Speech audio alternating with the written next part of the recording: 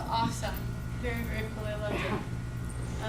So that was a little bit of my preview of my childhood. I had a really beautiful childhood with amazing family and really grew up in like a healthy emotional and physical environment. Raji mentioned a little bit about tennis, and you were mentioning tennis, which is my favorite sport. I grew up playing tennis when I was really little. I started taking lessons when I was 4, and then I wanted to be a professional tennis player my whole life. That was the goal. And everything was going really according to plan, and my family was all in on it, and we had moved, and I was going to tennis 6 hours a day, really stressed with tennis. But I was homeschooled, and everything was kind of like, got to do what you got to do to get to the level that you want to be at. And I thought I was cool. I was 15, and I was like popular in school and in the tennis team, and everything was fine. And at that point, I had already made my decision to become a Christian. I grew up in a Christian home. And then when I was 13, I kind of had this talk with my parents, okay, well, you guys are Christian, and that default kind of makes me that way, but I want to decide on my own, what does that really mean, and what does that look like for me? So I studied the Bible for 2 years, and I decided I wanted to get baptized. So I was in a really good place if you look at my life. And then sitting on the couch one day, and I started feeling this chest pain. I thought, okay, I was eating Chinese food, which I was probably not shouldn't have been eating, but I was eating Chinese food, and I thought, okay, well, this must be heartburn or something. I don't feel good. I told my mom, and we called our doctor, our friend, and she said, well, get some over-the-counter medicine, and you'll feel fine. And I woke up at 2 in the morning, and I just couldn't breathe. And I crawled out of my bed to my parents, and I was like, I can't breathe. I went to the hospital. 4 in the morning, they sent me home. They'd given me some pain medication, antibiotics. They said I had some bronchitis, and I'd be fine. They called us the next day after that, and they said there's some stuff in your scans. You need to come back, just as a precaution. And that's when kind of the disaster started spiraling, I guess. So we were in the hospital for 3 weeks, on and off, more on than off, and had like 8 or 9 surgeries. And then they came in on New Year's Eve, they told me, and my family sat us down, and they told me, well, you have lymphoma, bless you. And I was like, okay, lymphoma. I didn't know anything about being sick, about having a cold. So I was like, okay, so what? And he was like, well, you have cancer, and you have 3 golf ball tumors in your chest. And I was like, okay, I'm gonna die. Like, that was my first thought. That's it, I'm done. No tennis for me, no family for me. My little brother was 8. I was like, I'm never gonna watch him grow up. And my first thought was, why? Why is this happening to me? Like, I'm a good kid. I love God. I don't do anything wrong. I'm trying to live a good life. I'm healthy. Why? And then I remember the little room next to us. We made friends. Obviously, you make friends with whoever you can in the hospital. And this little baby, and she wasn't even 4 months old. And she had like muscle and skin cancer, and so it was eating away. And so she had to cut both of her hands and her feet off when she was just a baby, and she hadn't done anything wrong. And she didn't have that life. And I was like, okay, well then, this isn't a punishment. Like, having cancer, being sick isn't a punishment for this horrible life that you've led. It's just happens. That's just how things happen. And so I kind of changed my mind, and I thought, okay, I have to fight through this. No pity party, no nothing. Let's go full force. And so we started with the chemotherapy, and I had seen commercials with the bald kids, and I thought it was bad, and I had seen movies, and I thought it was bad, but it was a lot worse.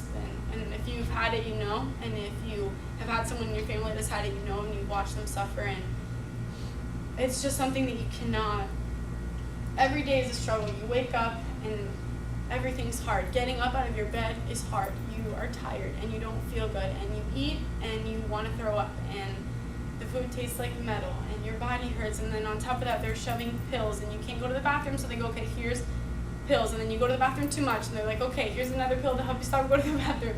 It's this never-ending cycle of pressure and pain, and you watched, for me, it was hard watching my family give up everything that they had, and my little brother, being so little, was having a hard time in school, and not that he was ignored, because obviously my family loved him, but everyone was in the hospital with me. He'd wake up, and it was, okay, we got to go to the hospital, let's take care of Marina, and he would go to school, they'd drop him off, they'd pick him up, and go to the hospital after that.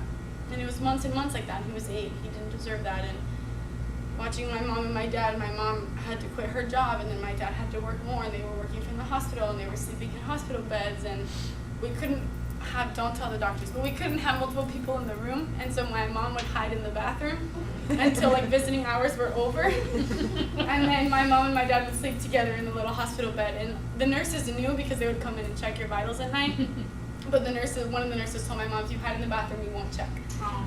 So my grandma would stay with my brother and I. So the whole thing was this process. And so the first chemo was bad. I lost my hair about 10 days in. I had really long hair, like almost to my butt. And I just rubbed my hands through my hair, and I just had like, oh, here, this is one. There was so much hair in my hands. And I think I was 15 and just thought, on top of all of this, I'm going to be ugly now too. Like, I can't handle all of that together. And we watched G.I. Jane like 7 times the next day, and I buzzed my hair off with my mom. And we tried to have fun. And then after that, they were giving me these shots in my legs, and that made my whole, like, I don't know what it did. I don't know what the technical term is, but you couldn't touch me because I would cry. Like, I just wanted a hug, and I just wanted a kiss. And my mom would hug me, and I would just like scream from the pain. I felt like she was squeezing me. That was the second one. The third one, I didn't sleep.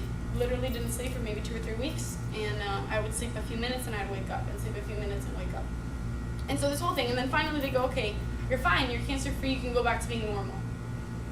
I was like, going back to what? I don't look normal, I don't feel normal, my family's not normal anymore. I think you go through so much in that time that really changes the way that you think and what you appreciate. And then I had to go back to school where the kids were really mean, and rumors were spread because I was gone 9 months, so I had a baby, and I'd come back to school and made the whole cancer thing up because I wanted to protect my family. And then people were saying that I smoked a lot and that that's probably why. And I was like, I've never smoked anything. People were mean, and they saw the wigs and they thought, well, she's just going through a phase, and did she shave her head? And people would stare and they would laugh and they would make jokes, and it was just nasty, and I couldn't get out. I think like mentally and emotionally I was just stuck in this, I'm gonna be sick forever, this like never gonna go away.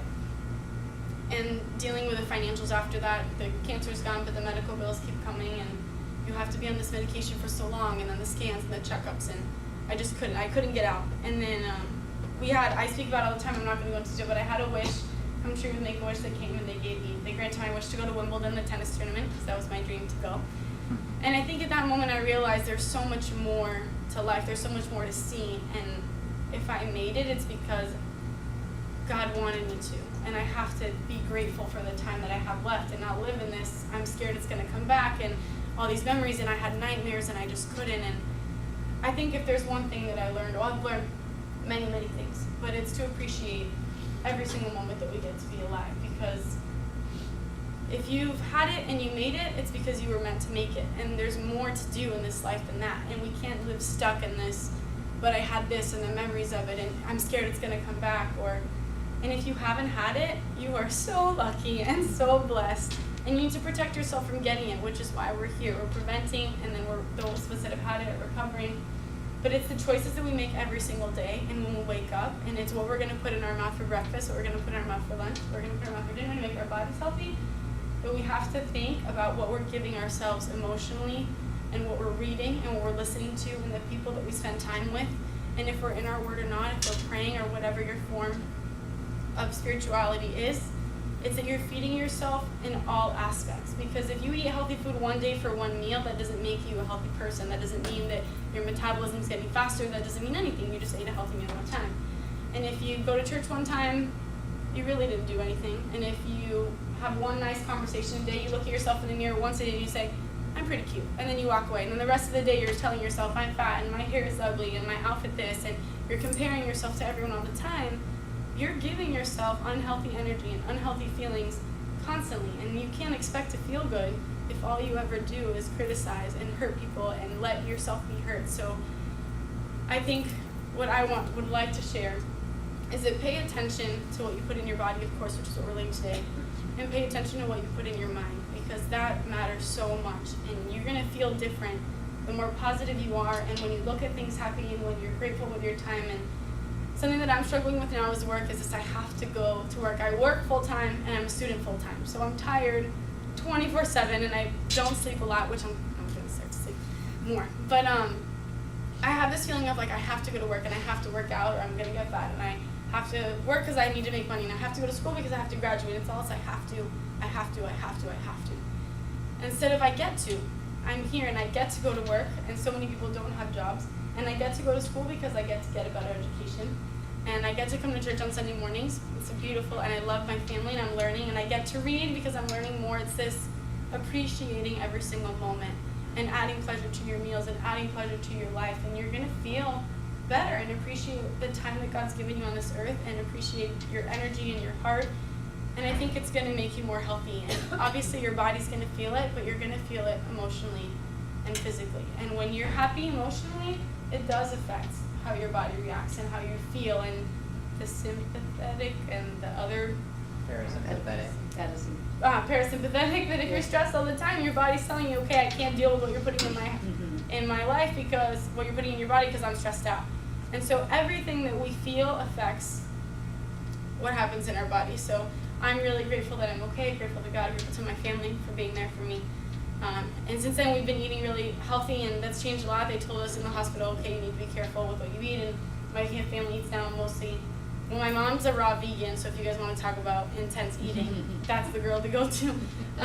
But we eat mostly vegetarian meat every once in a while, but we're careful with that stuff, and we're careful with what we say to each other. Always positive things, loving each other. And if someone hurts you, and if you hurt yourself, to let it go and not to sit in that and ruin your day and ruin your week and ruin your life, because you don't know. And today you're here and you're fine and you're happy.